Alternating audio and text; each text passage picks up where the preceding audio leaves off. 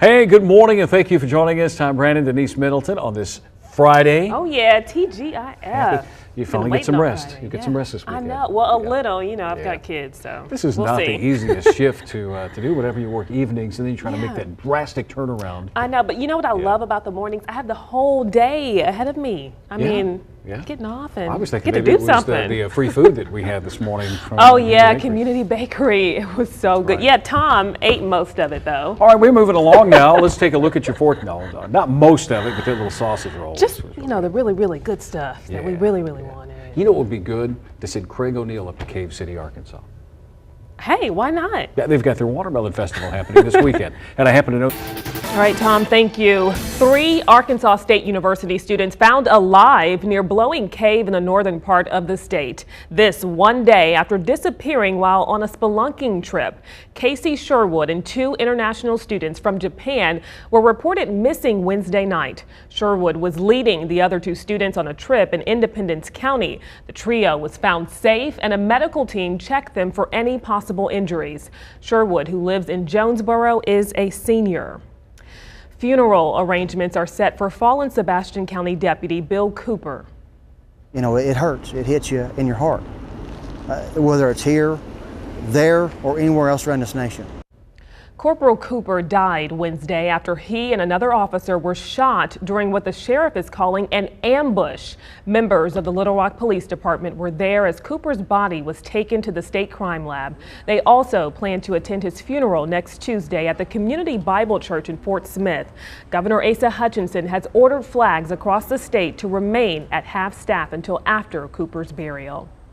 Meanwhile, the suspect in Cooper's murder, Billy Jones, being held in a confined cell at the Crawford County Jail. He's facing first-degree battery and possession of firearms charges right now, but those are likely to be upgraded. According to deputies, Jones was under the influence of meth and marijuana at the time of the attack. And in a THV11 update, the missing Greenwood K-9 officer, who was also at the scene of Wednesday's deadly shooting, has now been found alive. Deputies believe Keena was shot during the attack and then ran off. Well, when your kids are at school, you want to know that they're safe. For the first time, Pulaski County Special School District is requiring its security officers to pass a physical test for the job. The fitness test consists of a half-mile run, sit-ups, push-ups, and even dragging a 145-pound dummy 50 feet under 45 seconds. The trainer says she uses vocal motivation to push the officers. If they don't see me doing it, then I don't feel that I'm an inspiration to them. So I feel that in order to do so, I have to set the tone and the pace for them to follow along. Well, PCSSD officers have been in training all this week just to get ready for Monday morning. And if a tornado siren goes off during the school day in Bologna, students there will have 4 storm shelters to seek safety. Construction just finished on a shelter at Frank Mitchell, one of the many schools destroyed by a tornado back in 2014. It cost just under $2 million. And lives were lost and a lot of devastation, and just to have another opportunity to go somewhere is huge. The 6,000 square foot building can fit close to 1,000 people. The doors are synced to the storm sirens in Bologna so that they will automatically open when the sirens blare. And heavy rain, a huge concern in North Little Rock. Officials are worried about the potential for flash flooding this weekend. They spent yesterday cleaning ditches and improving drainage. Heavy equipment does most of the flood prep work in the operation, scraping off overgrowth and ditches to clear the way for rain-fed waters to flow freely down the drainage system. We've got 5 or 6 spots around town that we know could be problem areas for really heavy rains. And we'll set barricades right off to the side. That way the police can grab them and put them up real quickly. So in total, the city of North Little Rock has 5 stormwater pump stations that can take water from the streets out to the river. City officials say if you come across a problem area on the road, just take a detour. Well, a man took the drastic measures to avoid missing a flight from Madrid when he managed to jump through security, chase his plane along the tarmac. Yeah, while many of you would admit defeat, This guy somehow got past the desk, ran through the tunnel. It was no longer attached to the plane. He leaped 10 feet to the ground, cabin bag in hand. Well, get this. He didn't wave at the plane like he's hailing a taxi and managed to get on board the plane. He actually got on. Mission accomplished, huh? Yeah, but I think he Crazy way was to do that, though. arrested down the road for Yeah, not a bright idea there.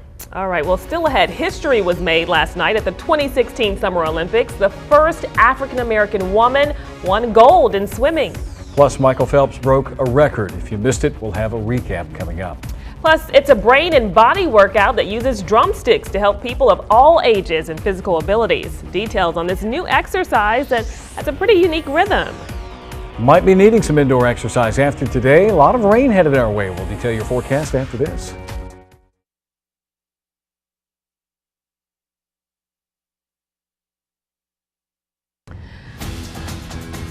Oh, a history-making day for the Olympic Games and the United States. Americans dominate the medal count and continue to add more to the collection. Welcome back. In your health news, a newly released study finds that low-income people in Arkansas, which expanded Medicaid insurance to everyone under the Affordable Care Act, are healthier than low-income people in Texas, where Medicaid was not expanded. Well, for 3 years, researchers conducted telephone surveys of residents in 3 states. They found that low-income people in Kentucky and Arkansas were 5% more likely to report they were in good health than people in Texas.